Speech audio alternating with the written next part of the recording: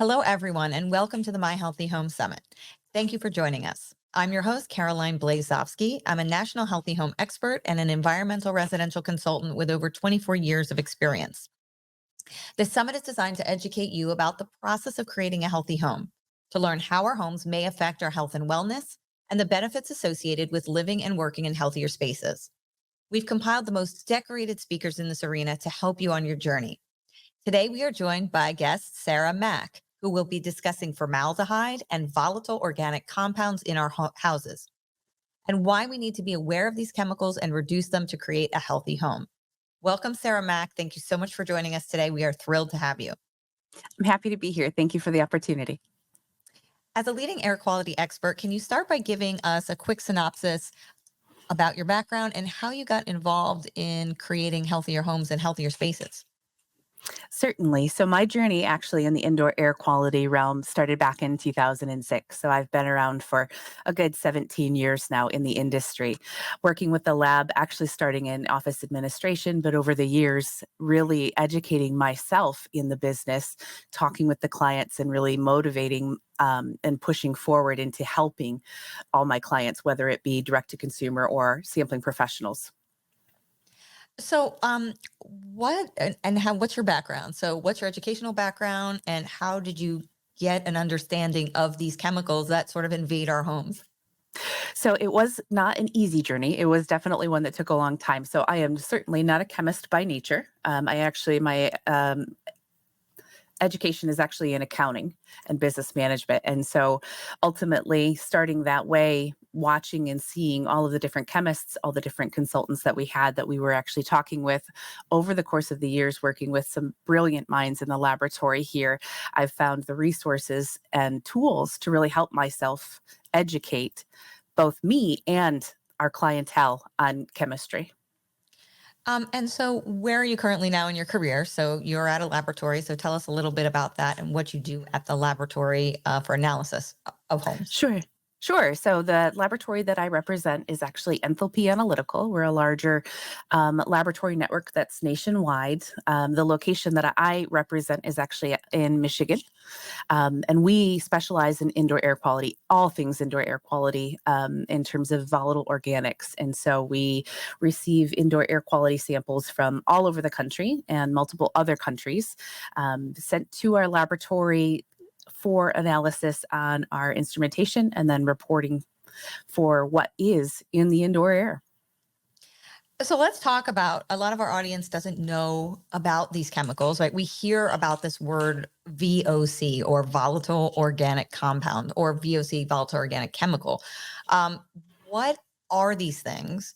And it's so vast. So, what are the chemicals in our home? What are they made of? What's formaldehyde? What's a VOC? What's a semi volatile? The list goes on and on. So, I'm relying on you for expertise and a really great explanation to explain to our audience about these things that we are scared of. Certainly.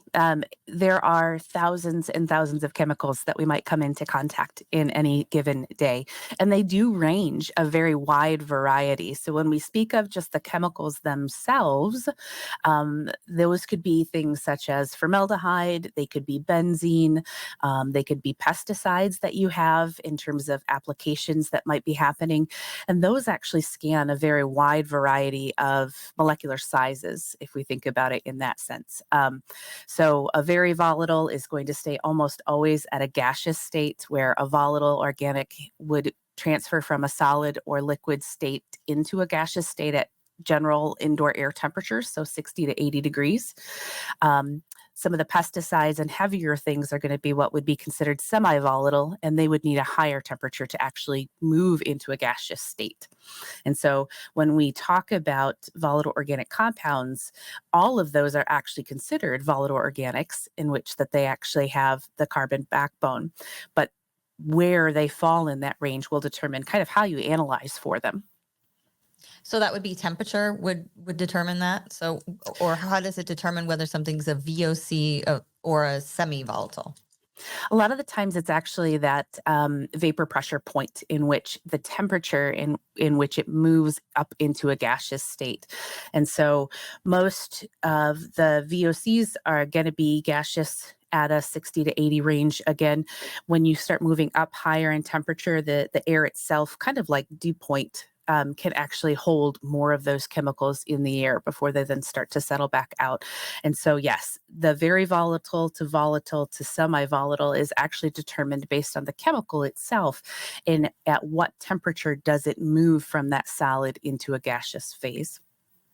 And then when we hear about formaldehyde, where does that fit into this VOC? Is it a VOC or is it its own separate compound? It is considered a volatile organic compound. It is also considered a very volatile. So it is almost always at gaseous state in terms of what it does and how it kind of behaves. It's one of the lightest VOCs, so it's kind of right at the border between very volatile and volatile.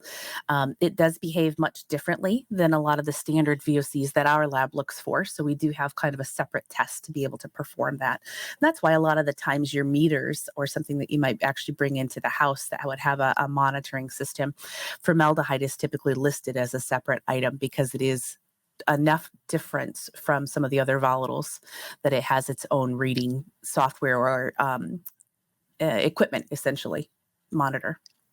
So let's talk about formaldehyde because I think it's one of the common chemical names that people know because there's so many chemical names and people say I don't know it, or they'll see it on a paint can, or they'll see it in a description or a material safety data sheet and they don't know what it is. But let's talk about formaldehyde because it is a carcinogen, correct? And Mhm. where does it come from and how does it end up in our homes?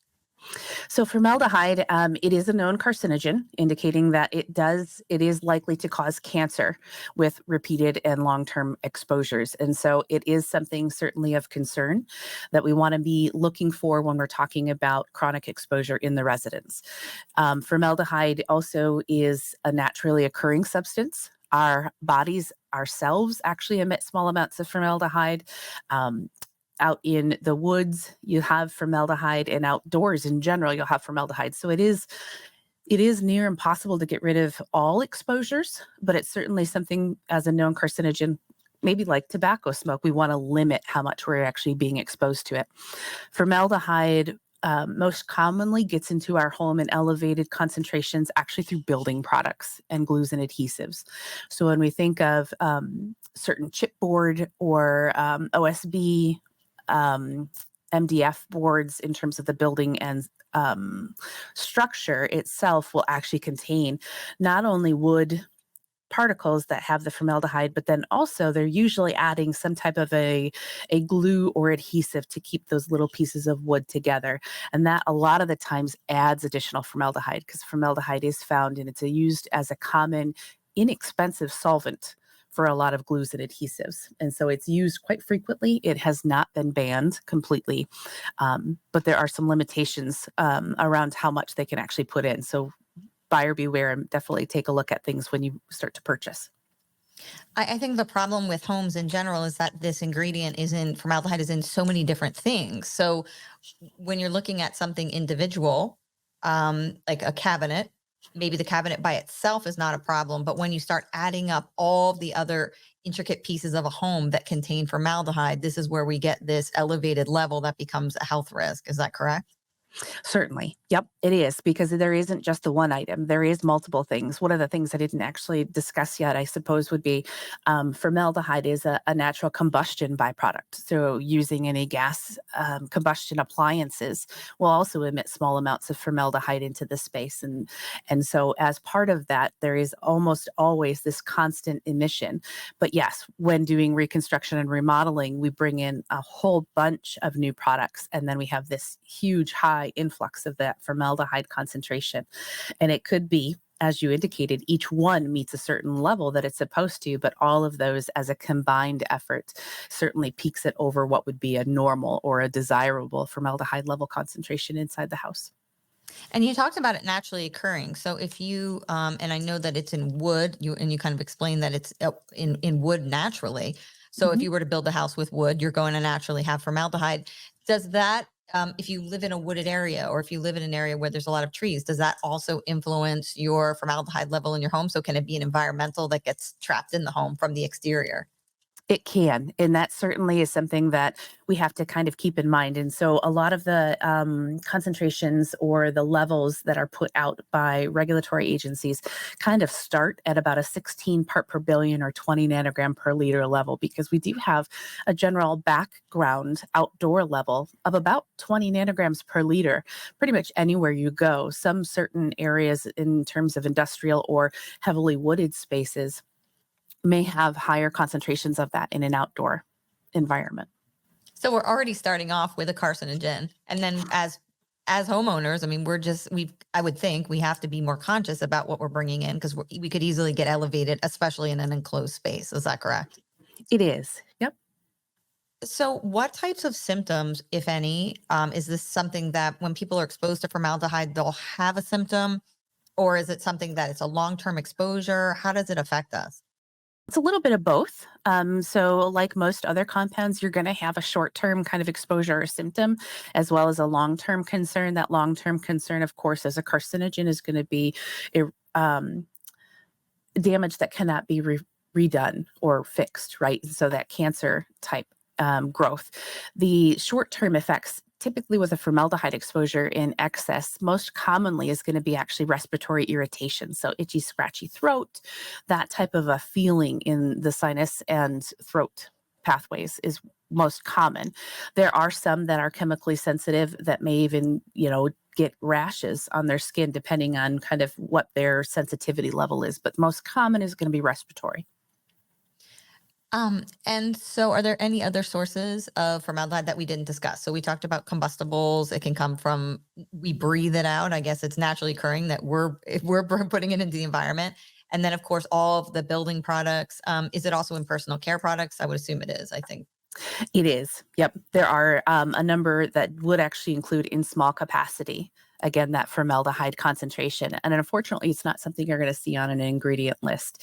Sometimes, too, formaldehyde as a small molecule is part of a breakdown product. So it might have something that's a related compound, slightly larger, but that it has come to a point that it kind of off gases and it creates or releases a small amount of X compound plus a little bit of formaldehyde. And so, yeah, almost everything we would come into contact with would have some capacity to expose us to formaldehyde. Are there other names? I think I've heard that there are other names that it can be listed as. Like, so you won't necessarily see it as formaldehyde, but it could have another scientific name or chemical name. Yep, that is possible of all chemistry. Essentially, there are different naming structures that happen. The formaldehyde, I don't have right offhand what exactly that would be. Some people might see it as urea formaldehyde or a combination of like phenol formaldehyde, where it has an attached chemistry. Otherwise, the each chemical compound has what is considered a chemical abstract service registry number, pardon. So a CAS number. And so when looking for information on formaldehyde, specifically looking at that CAS number is going to give you the best information. That way you're not looking at one of those little bit slightly different chemical compounds. So let's just talk a little bit about, I guess let's go into the VOCs. And so they're a little bit different. What is a VOC and what kind of chemicals fall into those categories? Yep. So again, that volatile organic compound essentially means it would be at a gaseous state, 60 to 80 degrees. The clarification for that sometimes too might also be stated as a carbon 6 to carbon 16 chain, essentially inside of the chemical structure. And so carbon 6 to 16 is what's used most commonly for like green building applications, where they're looking at a total VOC concentration or a TVOC. They're going to use that range of chemical markers. And so it could be lots of different types of chemicals within that carbon range.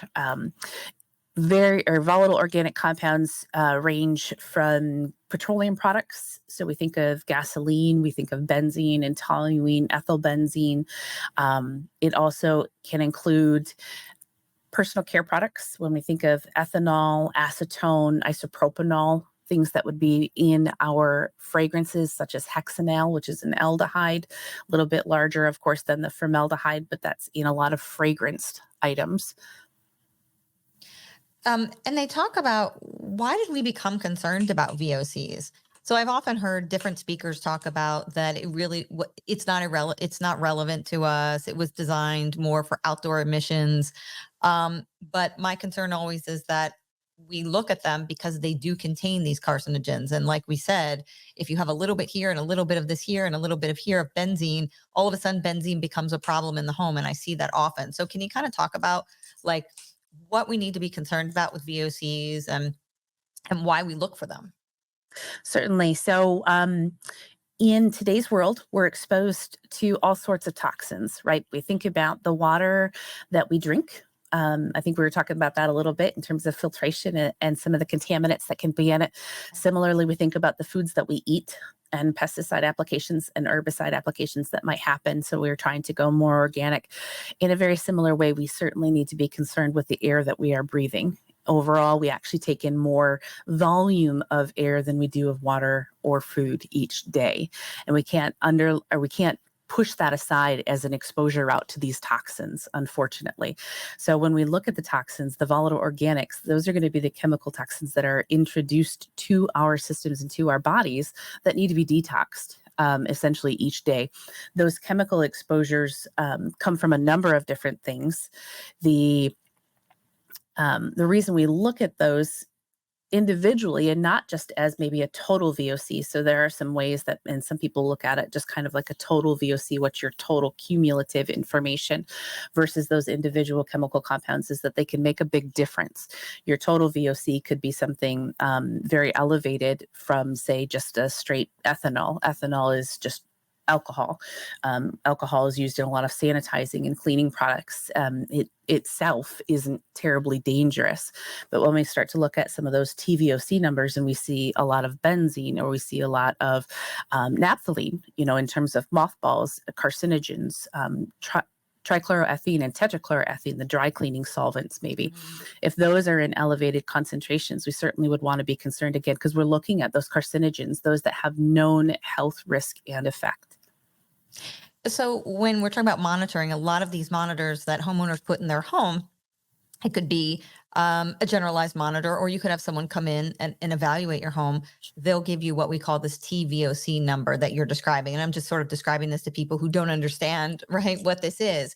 And that's like this number that's a big umbrella of like how many of these chemicals you have. But like you said, you could have a low number, but have very severe carcinogenic material that could technically be causing you health effects.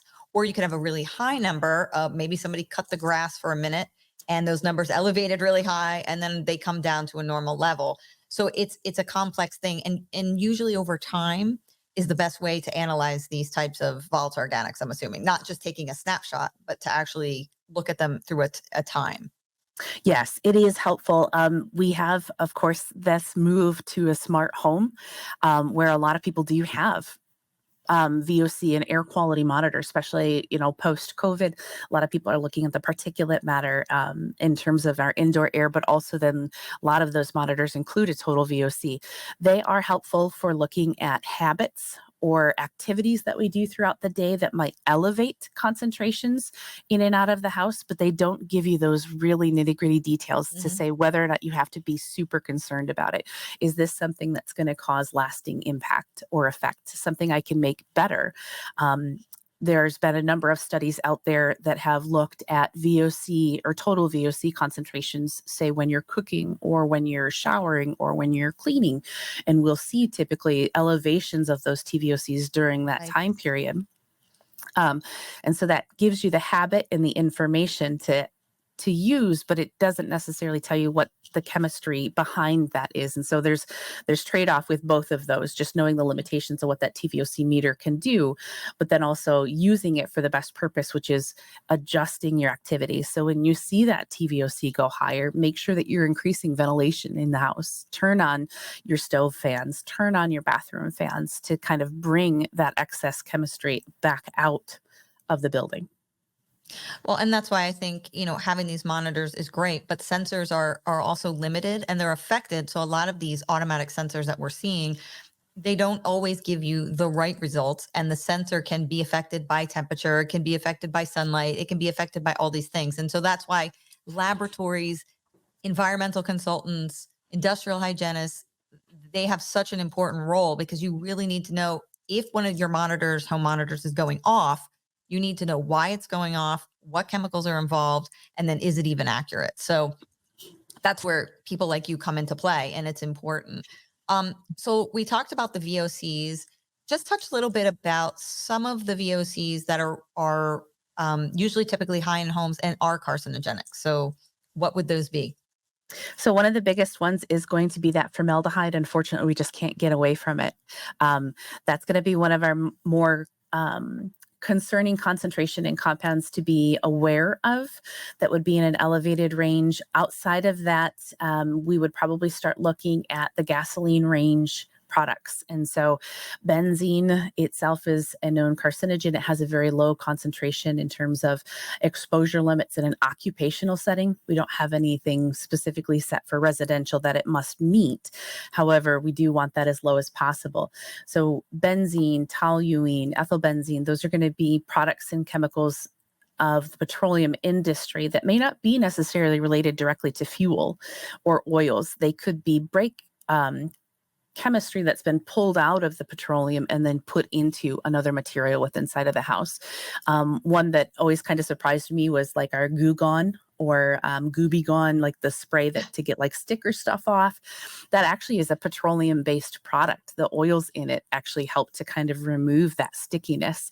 And so if you think of the Goo Gone, even though they put a nice fresh orange scent with it, unfortunately, it does have lots of other chemical chemistry that's happening in the space, and that can increase our VOCs. As an environmental consultant, I look at homes, and one of the things that is always of concern is the amount of gasoline, right? So every home Mhm. across America, I've done 30,000 home investigations in my career. Every single one of them has gasoline. If you move out to, you go into Nevada and you say, look, I'm not going to be exposed to any chemicals. I'm going to build myself a beautiful home in the middle with nothing around me. Even those houses have petroleum based product in them. So where does this come from? Why do we have such, obviously, it's probably prevalent in society because of our reliance on gas. How does gasoline get into our homes? And as this VOC, what VOCs make up gasoline, and why is it prevalent everywhere? And should we be concerned that it's everywhere? Sure. So again, just as anything else, it's another toxic burden that our body has to kind of process. So we certainly want to be mindful and reduce it as much as possible. The gasoline components and their breakdown chemicals are used in a lot of other materials. The building blocks, essentially kind of the basic, are what we would consider BTECs. So benzene, toluene, ethylbenzene, and xylenes. Those are ones that are typically concerned with also in vapor intrusion. And so not only are we using materials that have these small components of the oil chemistry break apart essentially that we have in our homes, but we also may get it exposed from below our homes. So soil and the dirt and the waters around where we live can also contain a number of spill and emissions kind of coming back up into the house. And so vapor intrusion is one way that those chemicals can come into the house. Depending on where you're at, there may be information from the local health department and or the local environmental quality for the state that would actually give you some details as to whether or not you're in a hot spot for that. But the chemicals themselves also come in some of the simplest forms. I mean, if you have an attached garage, that's certainly going to be a cause for some additional scrutiny, right? Not so much our actual vehicles, any current vehicles, I should say. Some of the old antiques or vintage vehicles had much less controls over how the gasoline was held within it. So those may introduce some VOCs into a house. We had a collector one time that had a good amount of VOCs because his entire kind of basement drive out was nothing but vintage vehicles. Another way would be even fueling your vehicle. If we would see even a small amount of it. So if you think about standing and fueling your vehicle, you can smell that chemistry. You can smell those chemicals when doing so. In that little bit, even though outdoors, you will have some of that kind of attached to your clothing. And so if you take a test right after fueling, we might see some chemistry from a petroleum-based or fuel-based product. And if you go too, I always talked about if you fuel your car and then you go and sit in your office or you sit down on a couch, those things sort of adhere and go into the environment and they sort of end up there. Is that correct? I mean, they are petroleum based products. Yep, it will transfer. It will kind of move just the same as, we have certain house smells, right? So you can have grandma's smell and things like that. If you bring it into that space regularly, it does. It kind of leaches into the building materials. And so that it helps to develop kind of that entire house chemistry, which would bring in the VOCs, even in small amounts, on the furnitures, on the countertops, on the certain things that you would bring into the space. Yeah, I tell people, I'm like, if you're going to fuel your car, go before you take your shower. Don't do it after, and then take your shower and then go out about your day. So if you can kind of Yep. fill your gas tank, be a little smarter about how you do it. Um, and so where else do these things come in? So obviously these VOCs are coming in on products we build with, right? Formaldehyde. How about personal care products, like things we do in our home, whether it's paint or we do hair coloring or shampoo? Do they bring in chemicals to our home as well? Absolutely, every single one of them. I kind of chuckle and laugh that even grocery shopping will bring chemicals into your house. If you think about your cereal boxes and the paints and the printing that is essentially on those boxes, you every time you kind of bring something into the house, you are bringing in volatile organics, whether or not they're high in concentration or not. But that kind of adds to the whole chemical mix that happens inside of that space. Um, and it can be small little concentrations or it could be large concentrations. Painting certainly brings in a lot when we think about the sheer square area of surfaces that are covered in that point. So we have a lot of surface area that's off gassing and releasing chemicals during the drying process. And so as that material dries, those volatile organics are released into the air into a gaseous state. And so we might have that smell for a couple of months. Even if we can't identify the smell or recognize the smell, it can take up to a year for all the chemistry from a paint application to really fully off gas and come out of the house. Yeah, I've seen it where some of these things can last up to 18 months if you paint. And some people change their paint like they change their shoes. So I always say, like, you need to think about that every time you're painting, you're introducing a whole new set of chemicals and raising that level up really high.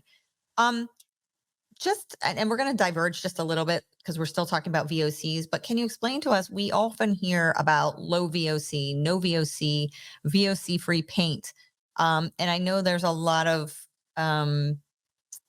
non-truth about that, like that a paint is actually zero VOC. Can you talk about paints and the difference between the paint of years ago versus the paint now? And then when we see something that says no VOC, is that possible?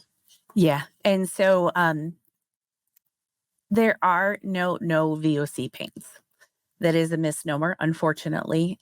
When you see no VOC paints or low VOC paints, that actually is derived from an EPA list. I call it the naughty list from the EPA of specific chemical compounds that they say should not be included because essentially those would create additional off gassing within the house, not the compounds themselves, but they actually have with oxidation, with ozone, they can create other things that would not be good inside of the house. And so essentially what that paint has is low or no amounts of those naughty 50. I don't remember exactly how many are in that list, but there's not very many.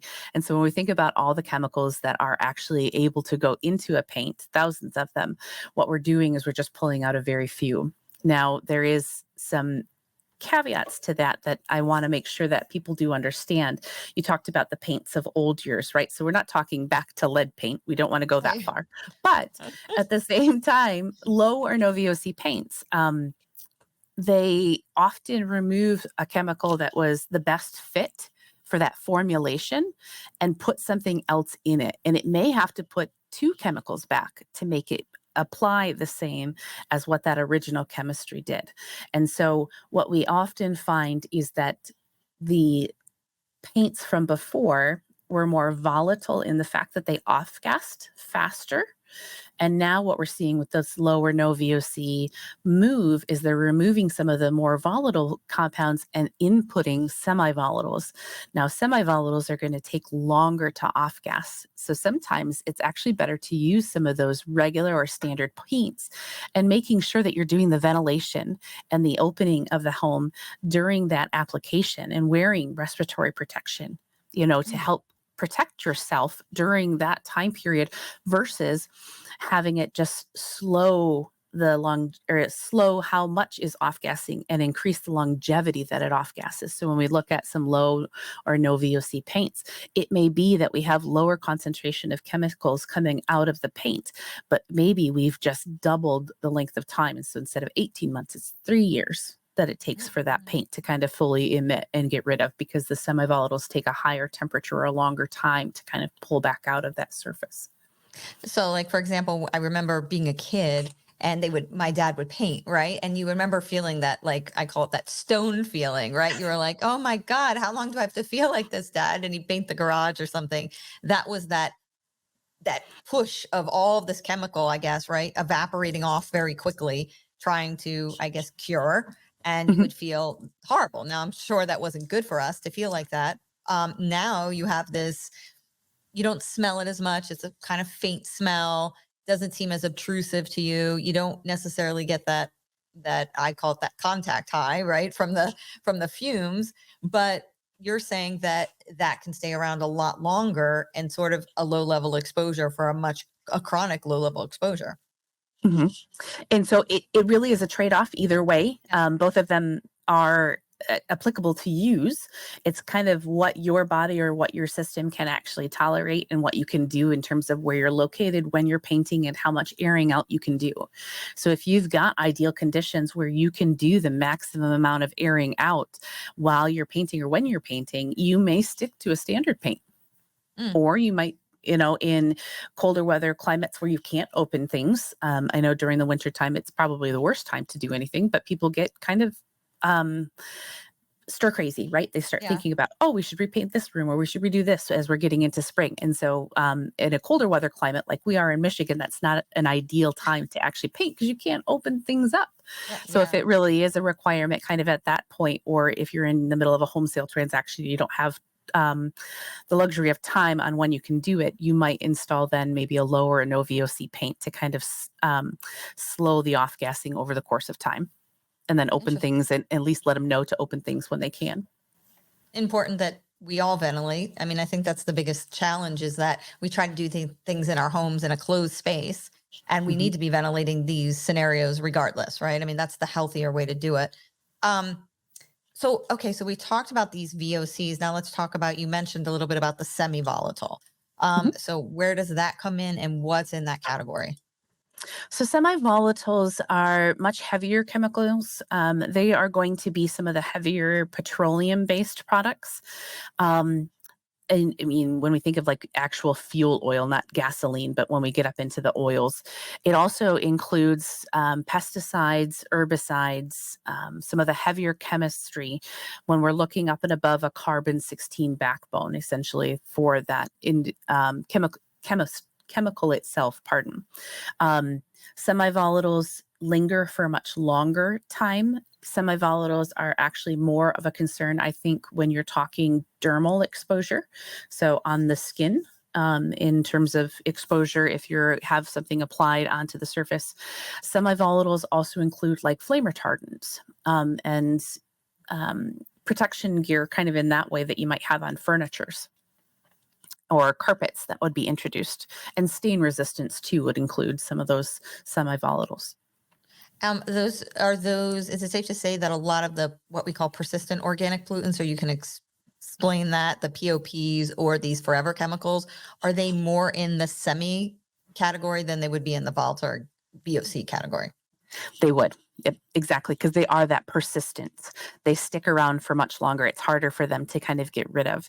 PFAS falls along in that category in terms of the chemicals. A large part of the PFAS chemistry is actually what we might be considered in the semi-volatile. There are some that are volatile in range, but that longevity, that semi-volatility where it doesn't evaporate, means that it stays in pretty much a solid form all the way through. And it's a matter of kind of how do you pull it back out of soil? How do you pull it back out of water or material before you then waste?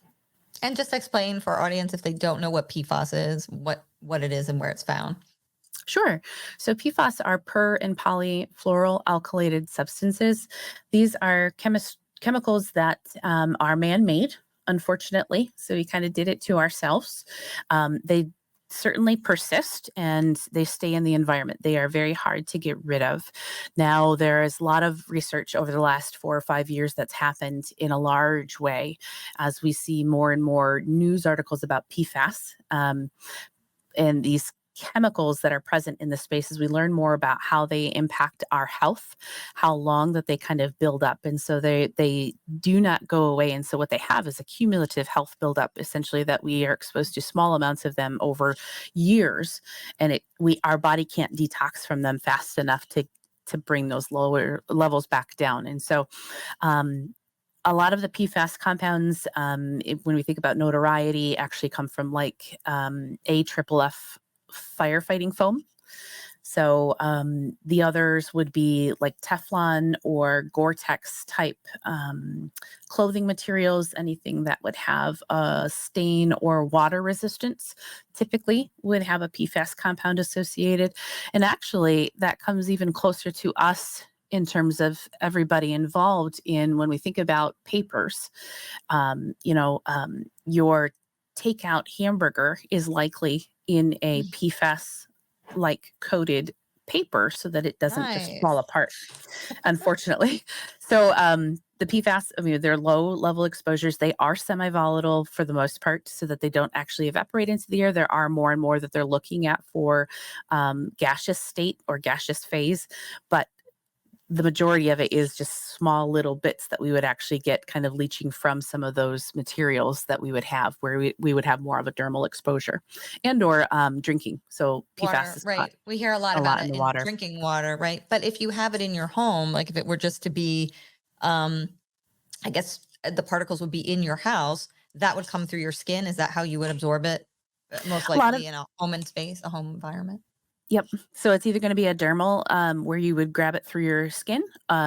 Also, with some of those semi-volatiles, because they are so heavy, they filter and they kind of fall out of the air pretty quickly if they are released into the air in small particles. So another exposure route is actually going to be ingestion. So dust particles kind of come down and they settle. If we think about baby crawling across the carpet, picking up dirt, things like that, as adults, we don't necessarily pick up as much, but the children are exposed to it certainly in a higher capacity when it's in a particulate form. And we worry a lot about pesticides in general. And we Mhm. had some speakers at the summit talking a lot about pesticides and the application process, that it's a petroleum product, that this adheres to things. And then it's based on a lot of these POPs. I love that word, persistent organic pollutants, the POPs that stay Mhm. around a long time. And then we ingest them, and they go in through our body, our skin, and how bad they are for us. Yeah. And essentially, I mean, if when we think about pesticides, herbicides, they're meant to kind of stick where they are to keep the critters and to keep the pests away, and or for them to kind of travel along it, pick it up on their hands, and then they themselves ingest it, right? But unfortunately, those unintended consequences are that we too then, in smaller capacities, are exposed to that because our dust will brush up against it. It'll pick up some of those things, and then it's dispersed throughout the space. And then also, there's been studies that show how long these things can stay around. And people, when we're talking, 15, 20 years, these aren't things where all of a sudden, well, I used it in my home and I stopped using it. Some of these things stay around for a very, very long time. When you're talking more of those semi-volatiles, they do require more uh, extreme cleaning measures, right? Where you can stop using that material in terms of a pesticide application, but there is, like you say, residue that's still present. And so there Yeah. are other ways to kind of try to get rid of any of the residues as much as possible um, so that the exposure stops. So let's just talk about that. That's so interesting because in homes, right, we don't have a lot of the things interior wise that break down these substances. We don't have a lot of UV light. We don't have hot and cold temperatures, right? That can help deteriorate. You think about something out in the wilderness, it breaks down quite quickly because it's got all these elements that sort of in nature that work against it to help break it down.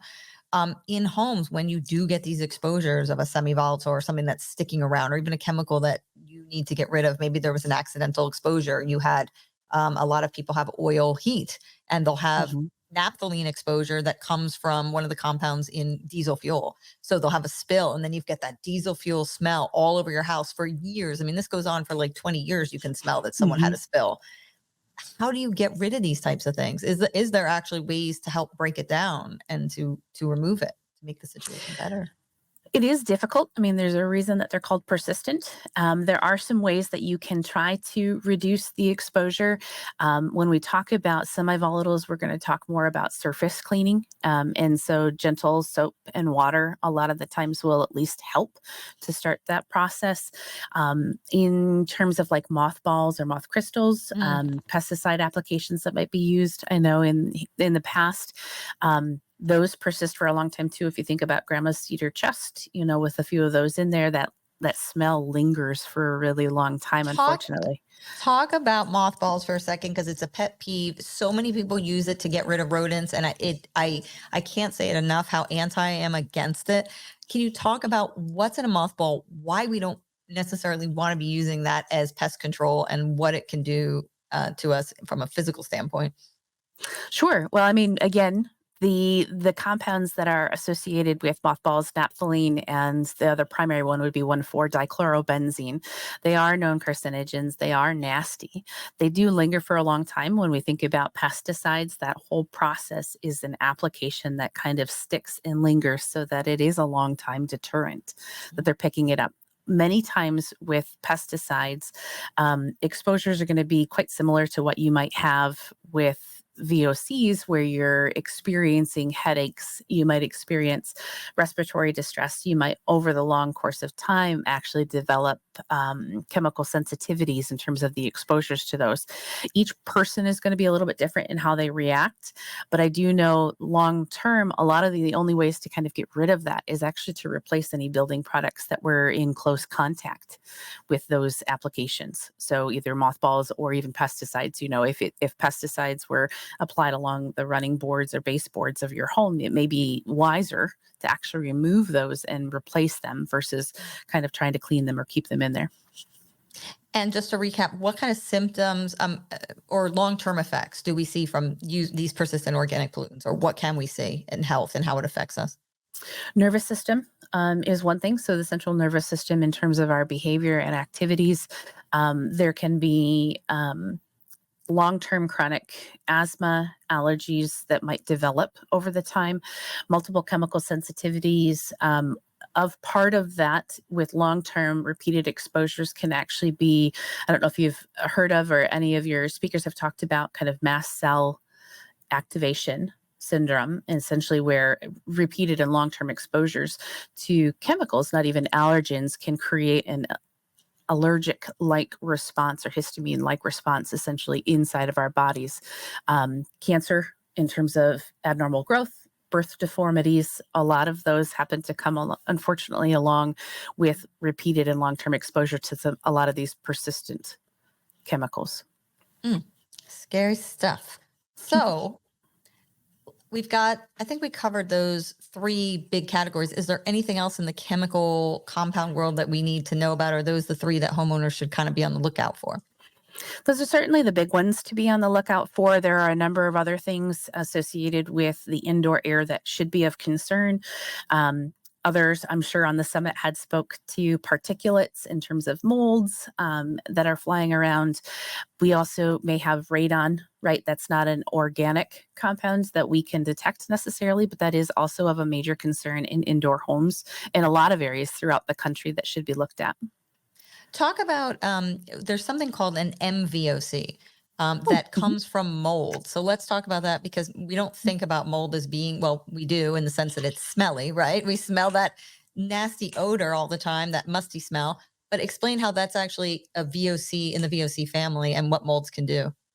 sure. So, as mold is actively growing, there are chemicals that actually emit from the surface. We actually kind of call them mold burps, for lack of a better term. Essentially, as it's digesting the surface, it is emitting chemical compounds. Now, there are hundreds of mold VOCs in consideration. I know our laboratory specifically looks at about 21 of the most common markers for mold VOCs. Now, these are going to be different based on the type of mold and the surface that's digesting. So unfortunately, if you look at MVOC number 1, it doesn't necessarily mean you're looking at aspergillus on drywall. It doesn't necessarily mean that. So they can come from a number of different things. But the mold volatile organic compounds, like you had indicated, are typically the ones that are going to be resulting in that odor that is happening with the mold. Now, MVOCs are gaseous, so they travel much further than what, say, a mold spore, the particulate that comes from the mold, would actually travel within the house. Mold VOCs can actually travel outside of a wall faster and quicker than what the spore would if we have, say, a pipe broke and some water beginning with mold growth. You may see those mold VOCs in the air in a gaseous form before you would see some of the particulates coming through and in elevation inside of the house. Yeah, I think that's fascinating because there's so many ways that we can test for mold, right? And in the summit, we've really touched on, some people will say there's only one way to test for mold, and it's just not true. There's multifaceted ways. We can look at PCR, we can look at DNA, we can look at air quality samples, we can look at MVOCs, we can look at an ERMI, we can look at mycotoxin. So molds kind of leave a big trail. And what I like about it is that there are a lot of options. So if you're testing for VOCs, you can also do a VOC and MVOC test at the same time you're doing a VOC test. You may be looking for chemicals, but you can kind of check to see what molds are doing in a home, which to me as an inspector is key. So you don't have to, you can kind of kill two birds with one stone, if you will, and you can basically get a lot of information from just doing a volatile organic test if you do it right. Right. And so there are, like you said, so many different ways that a mold inspector that can actually, the different tools that they have that they can look for it. The mold VOCs is not an end all. If we don't have mold VOCs, then we can't say you do not have mold necessarily. But what it does help to kind of answer that big puzzle question of mold. Is it actively growing? Does it have a water source? Do we have something actively happening versus something that was previous and maybe dormant now at this point, or the water source is gone? Yeah, exactly. Fascinating. So, how common is it for people to be exposed to hazardous levels of formaldehyde, to VOCs in their home, semi-volatiles? Like, is this a common thing? And is it something that we need to be on the lookout for? It is relatively common, unfortunately. There are so many products that we bring into our house. We think about and upgrade a lot of those items and things. Without a second thought about how to off-gas them before we kind of bring them into the house. So a new furniture, new linens, certain things like that. VOCs overall, we do not have an indoor air concentration that has to be met, though we do have kind of a measuring tool from the U.S. Green Building Council that says any TVOC level, total volatile organic level, again, under 500 should be relatively safe and comfortable for pretty much the majority of the population. Certain persons would have some issues with over 500. Now, most of the homes that we test over the years, 50,000 plus, are going to be in the 800 to about 1,200 nanogram per liter range. And so we do see some elevations. Now, those concentrations are what we might consider typical for an indoor space. We do have a lot, though, that do come up and above that 1,500 range that we would consider concern that they need to do something to improve the indoor air quality.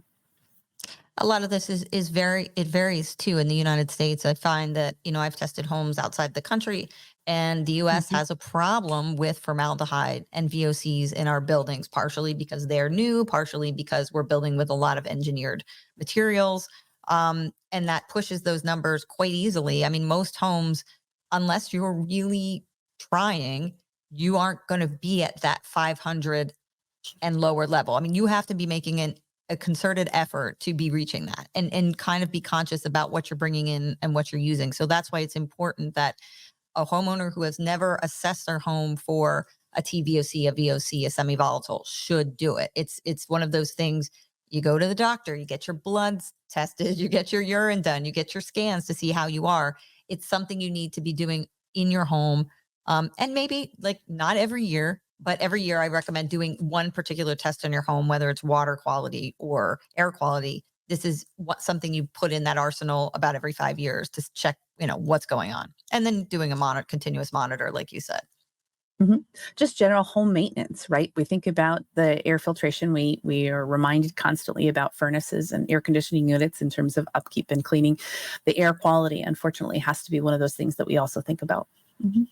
Let's talk about paint cans a little bit because it's a pet peeve of mine, and I know you're so knowledgeable about it. Tell our audience, and I think this is one of the takeaways I was going to ask you. We're going to do a little fast round of questions, but it's one of the takeaways, something you can immediately do in your home. You get off this summit, you've seen Sarah speak so eloquently about chemicals, and now you're concerned.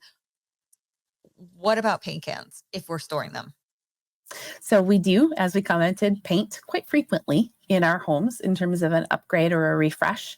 A lot of people actually keep the paint cans that they had for any touch-ups that need to be done so that they have the exact same color. One thing I do caution in terms of paint cans is that they are a chemical, they are a liquid. You might be deceived by the fact that the paint can is closed. It will never be 100% sealed. A lot of the times when we come back to those paint cans a couple of years later and still haven't used it, they're dried up. And what happens to those chemicals and why has it dried up? No different than it being applied to the wall.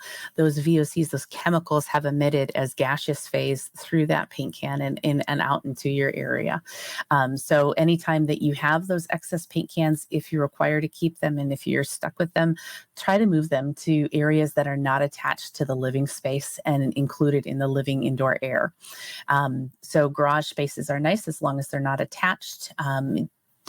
Please don't store them in your utility room where those furnaces are. That's one of the worst places that you can actually put it. But that's actually a large reason why we see elevated concentrations or moderate concentrations of paint in the homes that we see when they haven't painted for years, is that they've got 3 or 4 cans of paint that kind of builds up and sits around because we set it and forget it. 3 or 4 cans. I've come into homeowners who have 60 cans of paint and they have complaints of brain fog, feeling foggy all the time. And then we say, I have to say, I probably get a call once a month where people have complaints of brain fog. And I say, how many cans of paint are you storing? And they say, oh, I have 10, I have 12, maybe I have 14. And I say, take out the paint cans and then give me a call back if your symptoms don't improve. And so many times they improve. So that's a big takeaway, that these cans are constantly open. Mm-hmm. That's same with cleaning products too. I mean, when we think about it, we can have X, Y, and Z in terms of cleaning products. Even though that little spray nozzle says off, doesn't mean that it's not emitting some of those chemical compounds. So we need to be mindful about quantities that we're bringing into the house. Yes, we need to have cleaning products. Yes, we need to have personal care products in terms of hygiene, but the quantity and the number of those different items will definitely make an impact on how many chemicals are released into our indoor air. And we're storing all of these because of, everyone wants to go to the big box stores and buy them in bulk. That's huge. During COVID, we saw so much elevation in D-limonene, which you can Mhm. explain.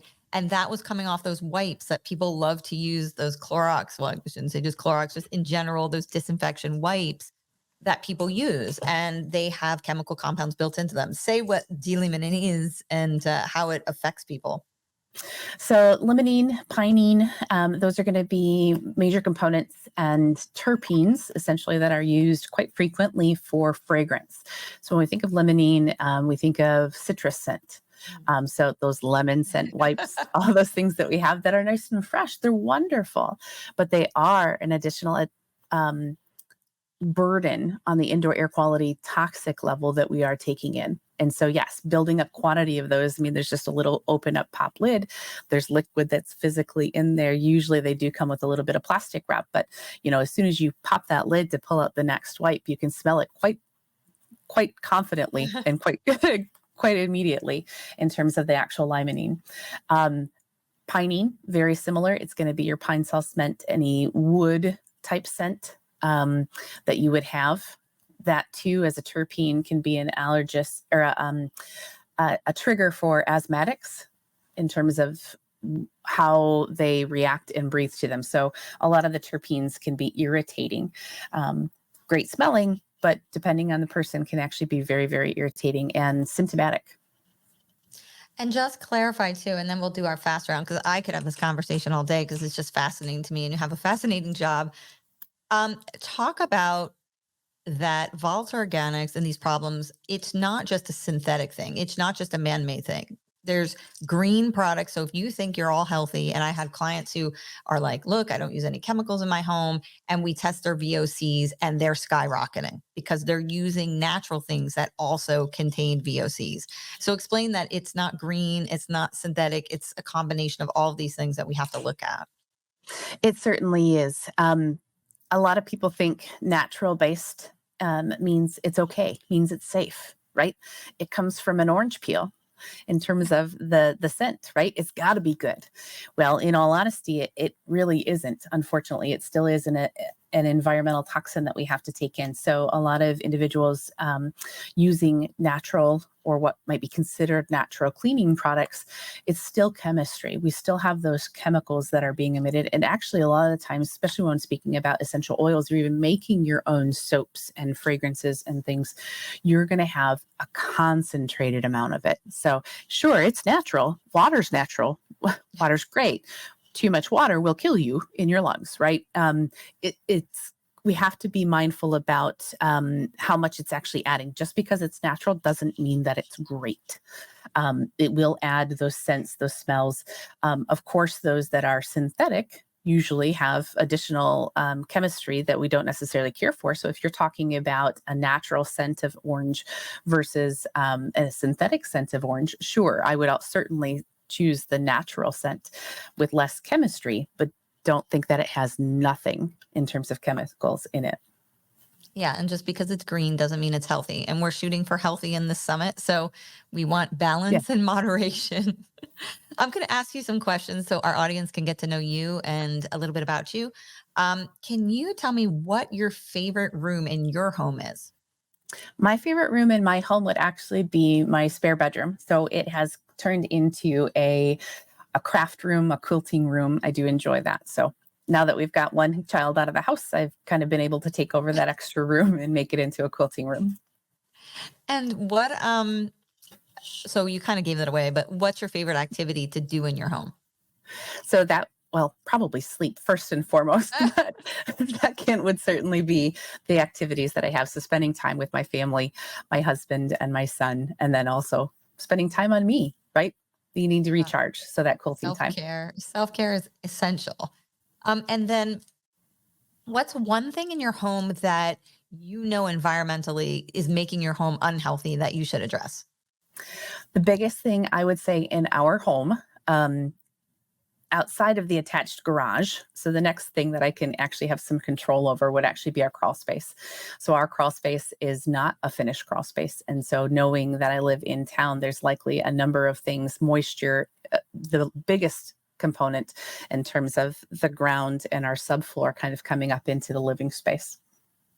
Yeah. And just so people know that 50% of your upstairs air comes from your basement or crawl space. So when you're breathing Mhm. upstairs and you're choosing not to pay attention to your crawl space or basement, you're breathing that air anyway. So it's not a space in your home you can ignore. And can you talk a little bit about garages? Like you talked briefly. Why is it that an attached garage creates so many issues for homeowners when it comes to chemicals?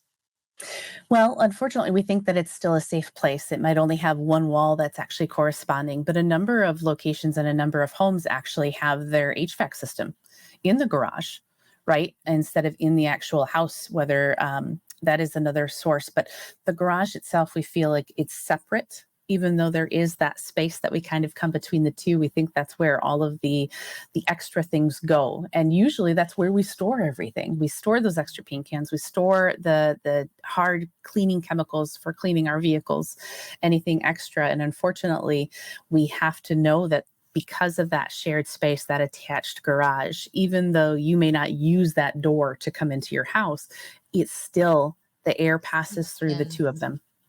Yeah, that air is in your home just because it's there and you ignore it doesn't mean it's not in your airspace. And we test enough air to know that it is there. So you need to be Mhm. detached garages are much better, or shed for storing your chemicals. Yep. And that's not always doable. That's understandable, but limiting and at least knowing that that is the best pathway. So if you have to keep something, keep it in moderation in terms of how many cans of, turtle wax you've got for your car or whatever. Exactly. Mhm. You are just a plethora of knowledge, and I love talking to you. I could talk to you all day. Can you give our audience places where they can get their home tested, where they can find out information, where they can contact you, and any science-based studies, or if people are interested in learning about VOCs, where they can get information? So there's a couple of different websites that I really frequent often. First and foremost is a shameless plug. So testing your own indoor air quality would actually be homeaircheck.com. So in working with the laboratory that I do over the course of the years, I've watched that from infancy in terms of this at-home testing product, essentially to assess the VOCs, the chemicals that are in your indoor air, outside of just a total VOC, but looking at kind of what exactly is causing some of those elevations. So that would be one place. Another website that I frequent quite often and definitely enjoy and suggest frequently to people is actually what'sinproducts.com. So that's spelled out what'sinproducts.com. It's a great resource to look up individual chemicals that you might be concerned with. So say you already did do an air quality test and you have some chemistry back on your report, looking at those individual chemicals by their CAS, or that chemical abstract service registry number, is helpful. It will give you a plethora of products that actually have that chemical listed as one of the materials inside of it. And so when we get people that say, I use only natural stuff, natural stuff is great and wonderful, but it may have other things. You might not think that it does, or it might not list specifically what those are because of some caveat that it can sneak around, but the what's in products helps to list other types of things. So when we look at like naphthalene, for mothballs, there's more than just mothballs that comes from. And so that website actually is a tool and a resource that I use to look at what else in the home might actually contain that chemical. Oh, I love it. I love it. Well, you are amazing. I appreciate you, and all the work you do is so fantastic in helping homeowners. And hopefully this summit will help everybody realize they need to test their home every year. So thank you. Mhm. Absolutely. Thank you so much, Caroline.